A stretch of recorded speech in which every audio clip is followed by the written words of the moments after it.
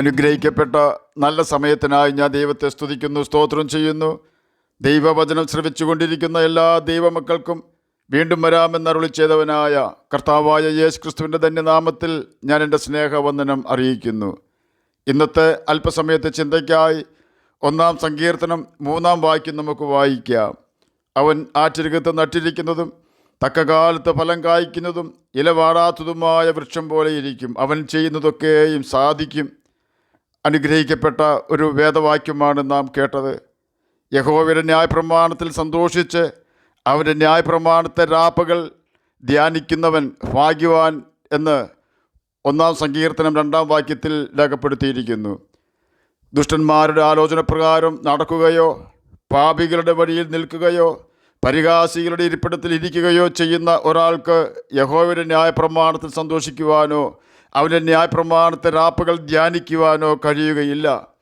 വിജയം ആഗ്രഹിക്കാത്തവർ കുറവാണ്. എന്നാൽ ജയിക്കുവാനുള്ള ഏക മാർഗം ദൈവവചനം വായിക്കുകയും അതിന് പ്രകാരം ജീവിക്കുകയും ചെയ്യുക എന്നത് മാത്രമാണ്.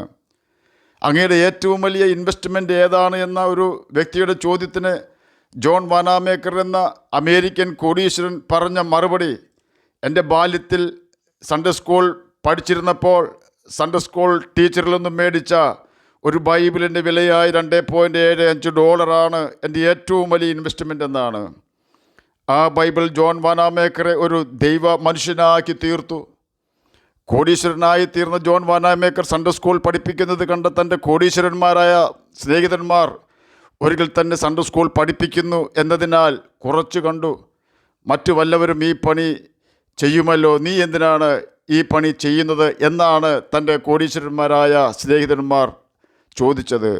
ജോൺ വാനാമേക്കർ അതിന് പറഞ്ഞ മറുപടി, എന്നെ ഞാനാക്കി തീർത്തത് ഈ സൺഡേ സ്കൂളും ഇവിടെ പഠിപ്പിക്കുന്ന ദൈവവചനവും ആണെന്നാണ്.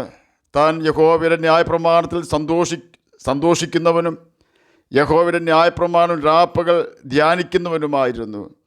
ന്യായപ്രമാണത്തിൽ സന്തോഷിക്കുകയും ധ്യാനിക്കുകയും ചെയ്യുന്നവർക്ക് ദുഷ്ടന്മാരുടെ ആലോചന വെറുപ്പായിരിക്കും. കാരണം അവർക്ക് യഹോവ വലിയ ആലോചനക്കാരനാണ്. ദൈവത്തിൻ്റെ ആലോചന പോലെ മാത്രം മുന്നോട്ട് പോകുവാൻ ആഗ്രഹിക്കുന്നവരാണവർ. അവർക്ക് പാപികളുടെ വഴി കാണുമ്പോൾ തന്നെ അറപ്പായിരിക്കും. കാരണം ആ വഴി അന്ധകാര നിബിഡമാണ്.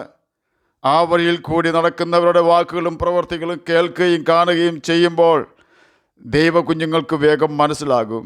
ആ വഴി അവർ വിട്ട് ഓടിപ്പോകും.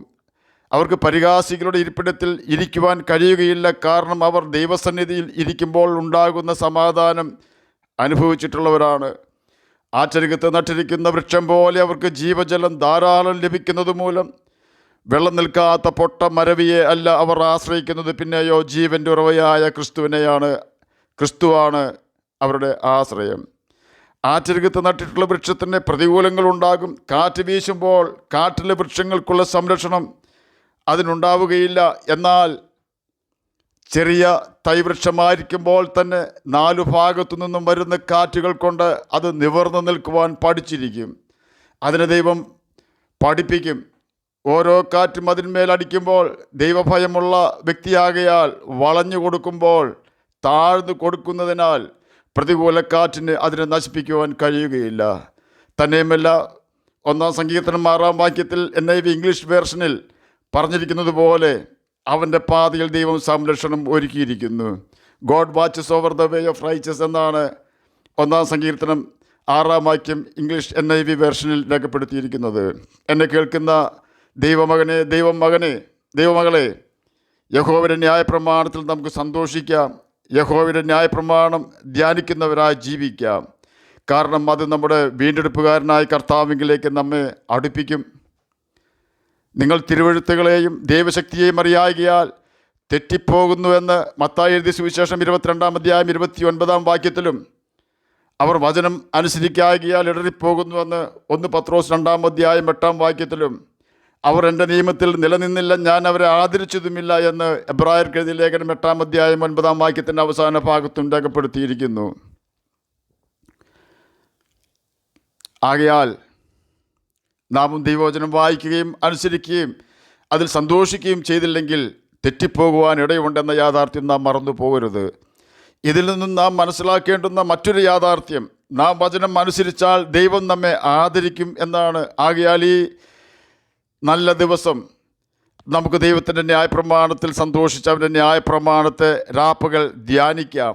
അവൻ്റെ കൽപ്പനകൾ പ്രമാണിച്ചുകൊണ്ട് നമുക്ക് നിത്യജീവനാവകാശികളായി തീരാം. അതിന് കർത്താവ് നമ്മെ സഹായിക്കട്ടെ എന്ന് പ്രാർത്ഥിച്ചുകൊണ്ട് ഞാൻ എൻ്റെ വാക്കുകളിൽ നിന്ന് വിരമിക്കുന്നു. നമുക്ക് പ്രാർത്ഥിക്കാം. ഞങ്ങളെ സ്നേഹിക്കുന്ന സ്വർഗീയ പിതാവേ, നല്ല വചനത്തിനായി അങ്ങയെ സ്തുതിക്കുന്നു, സ്തോത്രം ചെയ്യുന്നു.